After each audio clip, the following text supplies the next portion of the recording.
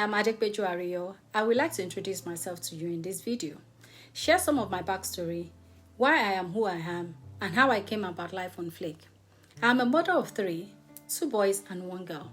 My daughter is the middle child, and she's sandwiched between 2 boys, so you can imagine how wonderful it has been raising them.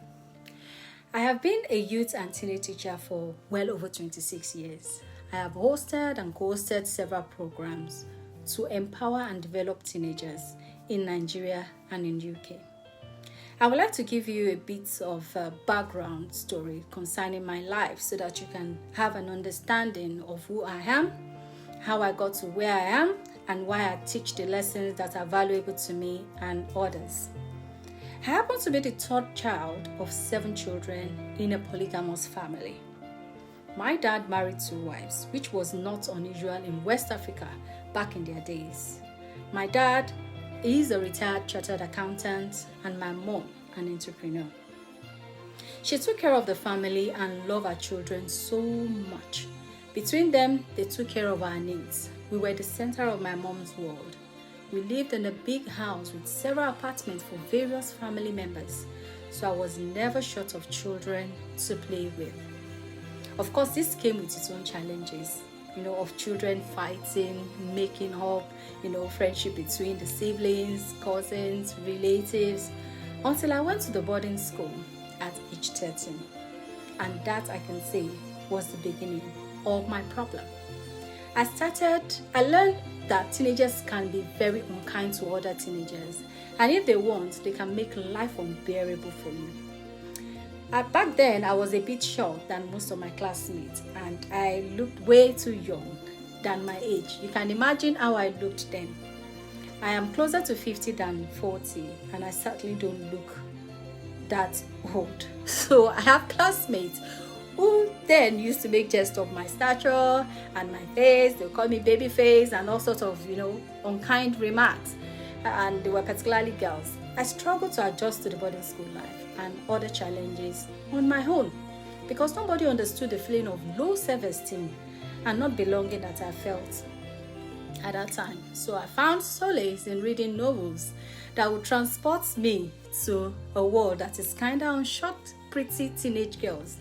In this way, I keep away from people. The library became my best friend, so I don't attract anybody's attention. I avoided so as to avoid, being called names, and I became withdrawn, timid, quiet, and I cried myself to sleep most times. Of course, this went on for years, and during these turbulent times, I became friends with a girl whose family upbringing was quite different from mine. I thought at last there's somebody that actually accepts me for who I am.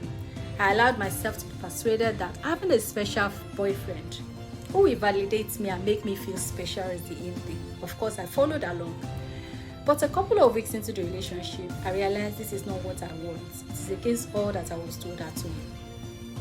Parents, no matter how well you've trained your children, they will still seek their peers' acceptance as they expand their world.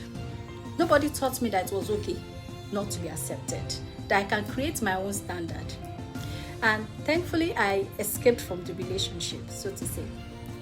I've come to realize that the challenges teenagers encounter outside is usually different from those that they have at home. I looked on at that time at people that are socially accepted. I look on them with envy, and I wish I can be like them. I knew there must be something better out there to assist me, so I started researching, reading books to improve myself. This was before Google and YouTube. At home, my parents were not the demonstrative type. I know that they love me, but there was just no room to communicate. It's their way or no way. I learned not to argue so as to maintain peace. My parents were not physically or emotionally abusive, but there was no emotional connection, no room for communication. I mean, you can't even dream of it. The need for validation and to belong got me into a situation where I was almost raped as a teenager. The final turning point in my life was when I became a born-again Christian in my first year at university. I got serious with my Christian life, got to know of my identity in Christ, and it blew my mind. I realized early on that I am fearfully, wonderfully, and beautifully made. And from then on, I didn't allow anybody to put me down. I rejected all sorts of funny names. I demanded to be called better. I honed my person. With time, I started teaching biblical principles to others in university during youth service corps, and I also joined teens in youth ministry ever since then.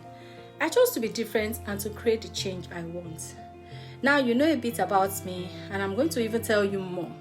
But maybe you may be interested in what I teach on this channel.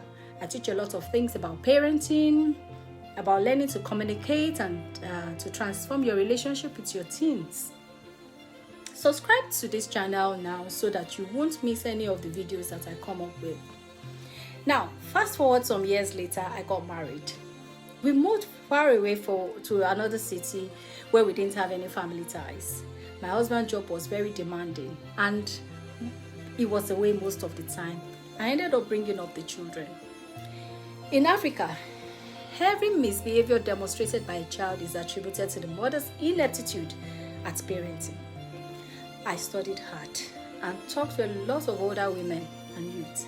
I observed what teenagers don't want as against what they like. I noticed what the parents were sharing on, what they like about their children, and I realized that I need to strike a balance because I can't meet all their needs. I can't satisfy them. It's only God that can. I knew I didn't want my children to experience what I experienced growing up, so I ensured I maintained open communication with them and validated them when they win and when it's the opposite, because that is just life.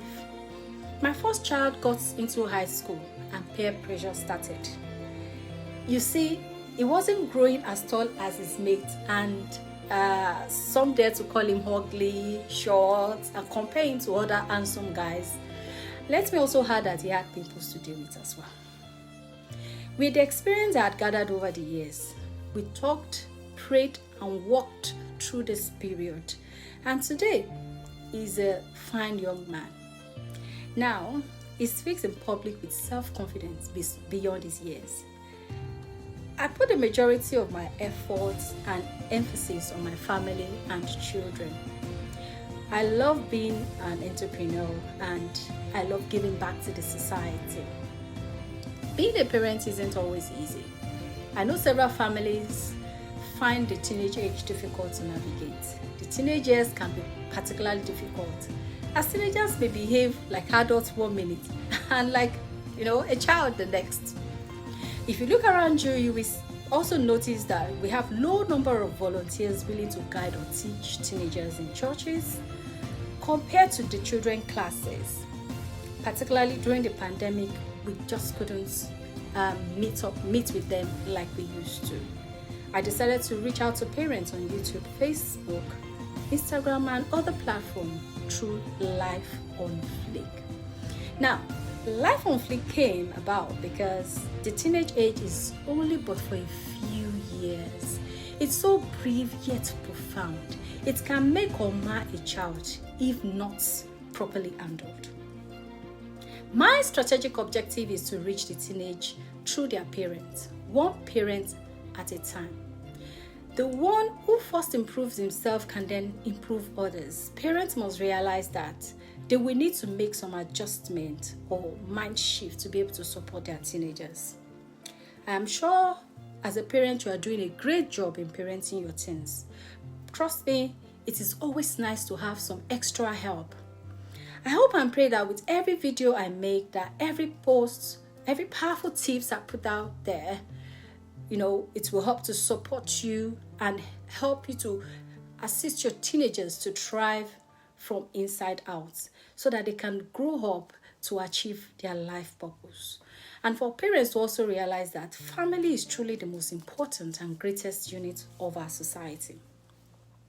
You are welcome to email me. I answer all my emails personally, so please let me know what you are struggling with, and I'll try to direct you to a resource that I know. And I want to say thank you for being part of the Life on Flicks community.